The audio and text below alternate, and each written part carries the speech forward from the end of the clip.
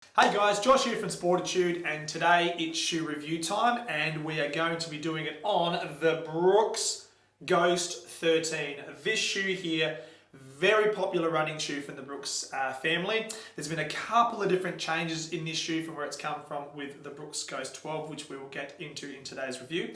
And like all of my reviews, guys, what we do is we start from the ground and work our way up. So we're going to talk all things outsole, midsole and upper. We're going to profile the runner that considered this shoe being foot type and what sort of runner would be considering getting this shoe into their shoe rotation for essentially the sessions you're looking at. So long distance running, or your shorter, quicker tempo or interval runs as well.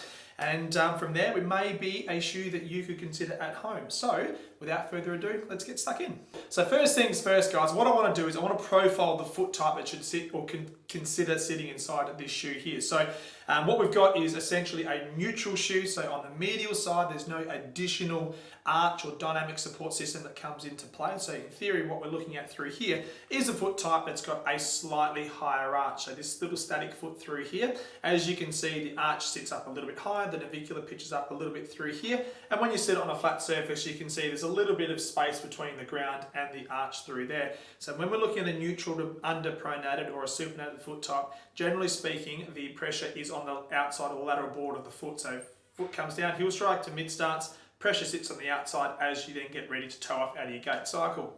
That being the case though, like some stable neutral shoes out there, we can and have successfully put in mildly overpronated foot types inside this series of shoe through here. Now obviously we're very selective when we do that because we need to make sure that that runner can actually tolerate a little bit wider range of movement and maybe change the velocity of movement through their pronation cycle going through their gait. So generally speaking, again, a slightly overpronated foot type will look a little bit like this. So in comparison to the neutral, you can see higher arch, flatter arch, which plays out through the mid starts through here. So when this runner comes down from heel to mid, what we have is the arch will ever so slightly favour into towards the medial side through there.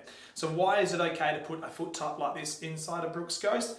More or less it's around the comfort of that runner. So some runners out there, myself included, have a foot type that looks very similar to this, and I just find that more often than not my foot fights with the support system which brands have on offer on the medial side, be it a dual density foam or a dynamic support system like your guardrails from Brooks. I can run in them, I don't mind it, but I would prefer to run in something that's more stable and neutral. So that's why we would look at that specific foot type with this shoe through here. So now we're going to get stuck into the Ghost 13 and the features that have been introduced into this shoe. So what we'll do is, like all my reviews, I'll get the 12 here and we're going to compare it to the 13 and see where the changes are. So first thing we're going to do, we're going to look at the outsole of this shoe. So holding it back from the camera through here, you're probably thinking there's not a whole heap that's changed. Essentially, Brooks have used the same rubber underneath the foot, but they've ever so slightly tinkered with the outsole placement. So if I just bring it closer to the camera through here, what we can see is on the medial side through here, you'll be able to see that they've created a bit more of a truss stick system with the outsole. So what I mean by that is I hold the Ghost 12 through here. So the medial side here, you can see that purple rubber that finishes up around the midfoot section through here. And then what we got with the Ghost 12 through here, it's a little bit further back. Now that being said, they've just increased this rubber through here to cover more area of that sort of midfoot transition space. Now the why they have done that, it's pretty simple actually, because they've created a softer foam underneath the foot. So the shoe itself rides a little bit softer, not only on that first point in contact, but through mid starts to toe off. And we'll get into the midsole execution shortly. Because it is softer, they need to make it a little bit more supportive and creating a slightly more stable mid-start section with the execution of that outsole through there. Now, they're not going to go back to a truss stick system which they used to run in Ghosts and what they currently do with Defiance, etc., because they'll just make the shoe a little bit too stiff. You need to keep it pretty similar to where it was previously. Otherwise, you run the risk of losing a few faithful Ghost runners out there. So again, just touching on a couple of the features as well. The outsole itself, harder wearing rubber on that lateral board of the heel through here, just like they used to in the Ghost 12 as well. So that's a slightly more durable rubber. It's designed to take a little bit more impact on that first point in contact with the ground. Then as you come through to the forefoot, the actual rubber is a little bit softer. It's your blown rubber that gives a little bit of extra spring and bounce as you go through mid starts to toe off as well.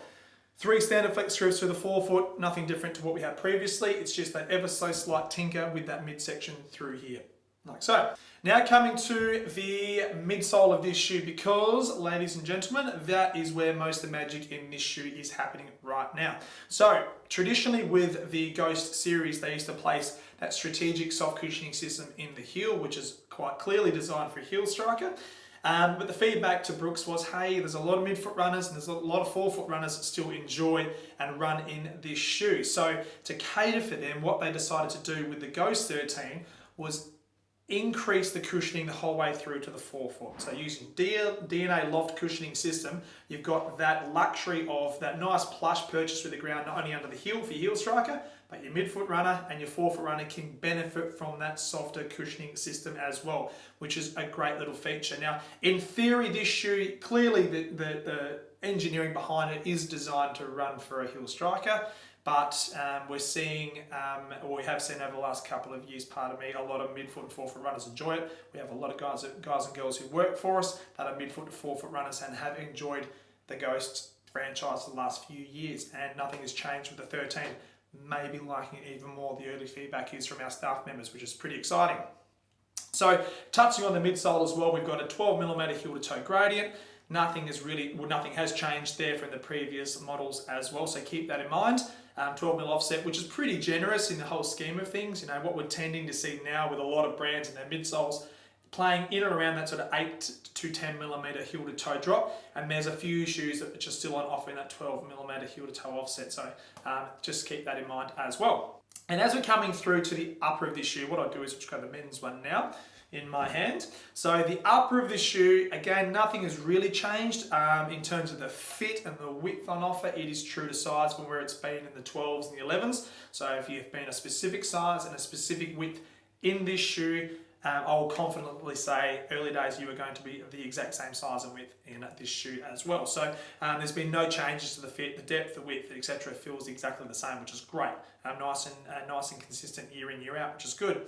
But to dive into the features, what we have is we've got an internal heel counter at the back. So on the inside of this heel system, there is a plastic wedge, which gives the foot a lot more security. So for that foot type that comes down heel first, or even midfoot or forefoot, keeping that calcaneus or that heel nice and stable inside the back of the shoe is really important. So that's where that internal heel counter comes into play and does its good work through there. As you're coming through to the midfoot, it's a nice combination of strength, security, but freedom. So what I mean by that is you've got really decent lockdown with the lacing system through here. There's nothing that's been added to the engineering of this shoe with like loops that come down to the midsole to generate that extra lockdown. The reason they don't need to do that is because they've got widths on offer, so they can have the ability for runners to select the correct width to make them comfortable with inside the running shoe. So it's a pretty simplistic sort of upper. Coming through to the forefoot, engineering mesh on offer through here. So one, it's breathable, two, it's nice and durable as well. So early days yet, but I've only done 3 runs in my Ghost 13s. It's a pretty cool climate at the moment, being June and in Australia.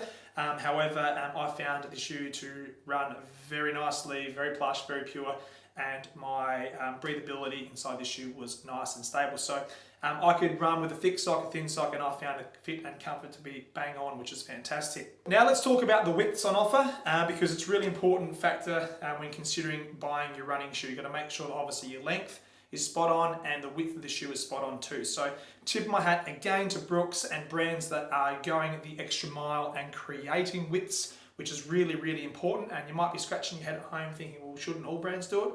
No, they don't. Not all brands will make widths on offer in their key franchise shoes. So when a brand does it, that to me says that they are going to back the engineering of this shoe and they're going to make it a more accessible shoe to a lot more runners. So when we're talking about widths, what we have in the ladies is we've got a 2A, which is slightly narrower. We have a B, which is classified as the standard width. And then they also offer a D, which is a little bit more generous as well. When we're talking about the men's, we have a standard width first up, which is a D in the men's, then a 2E, which is a little bit wider, then the extra wide 4E as well, which is good. So again, talking about that width call out, it's fantastic. It makes sure that if you found the right shoe in engineering features and it should fit nice and comfortable on your foot, getting the right width will make everything a little bit easier and more comfortable when you get out on those rows and start pushing out the Ks. Touching on this shoe in regards to what is on offer. So it is a high mileage running shoe. It's not quite as soft and as plush as the Glycerin 18, which Brooks have on offer at the moment. However, it's not going to be targeting the same runner. So what I mean by that is being a little bit lighter, you can actually change it up a little bit within this shoe quite comfortably. So a lot of our staff members and the runners we fitted early days with the Ghost 13, the feedback has been, like the Ghost 12s, that they can run your tempos, your intervals, and also some longer runs in it as well. So I do recommend getting, if you're taking your running pretty seriously and you've got a pretty decent running program, having 2 shoes on rotation will certainly help the life of your shoes, but also help you as a runner as well. But for those runners that want to buy the one shoe and to get it to do nearly everything for you, this is certainly one to consider. It's got enough cushioning underneath your foot for those longer, slower runs, but also it is light enough and springy and responsive enough for some interval stuff as well. So there you have it, guys. That is the Brooks Ghost 13, a fantastic update to where it's been over the last couple of years. And I can't see this shoe going backwards anytime soon. It is still a very popular shoe, not only here in Australia, but globally. So Brooks are really doing this shoe justice, again, with the Brooks Ghost 13 through there. So guys, if you haven't subscribed to our channel, please hit the red button down below. If you have any questions that's related to the Ghost 13, drop in the comments field below. If you've tried it on and you've got some thoughts on this shoe, let us know. And until next time, happy running, and we will see you soon.